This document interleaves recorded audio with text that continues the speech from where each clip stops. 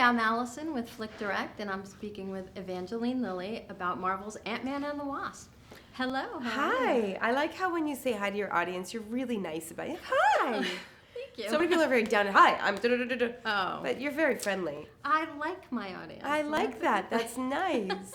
So tell me, what does it mean to be part of the Marvel Cinematic Universe? What does it mean? That's the question. It's so cool. It's just so cool. Like, I didn't used to be into this space. I didn't even watch Marvel movies until I first met Marvel. Oh. And so I didn't know how cool they were. I didn't know that Marvel were like the rock stars of Hollywood. Was totally oblivious to what they were up to. And now that I'm deep into it, I've totally drunk the Kool-Aid. And I'm like, yeah, this is the coolest thing. I'm part of the gang, and I get to be an Avenger, and it's so cool.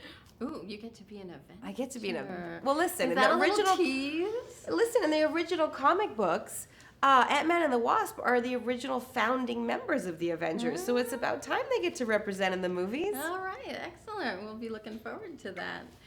I read somewhere that you wanted Michelle Pfeiffer to play Hope's mom. That's true. How come? Because I'm obsessed with Michelle Pfeiffer.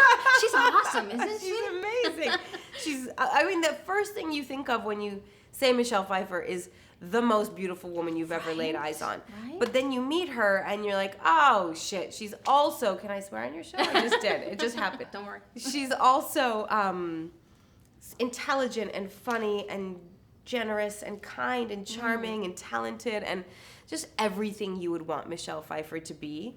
But I didn't know that when I said I wanted her to play my mom. I just knew that she was the Catwoman. And she was like my icon when I was growing up. And I'm embarrassed to admit that was mostly because she was just so gosh darn beautiful. Yeah, she really is. She's so striking on screen. And she is in this film too. I think she's perfectly cast, honestly. Yeah.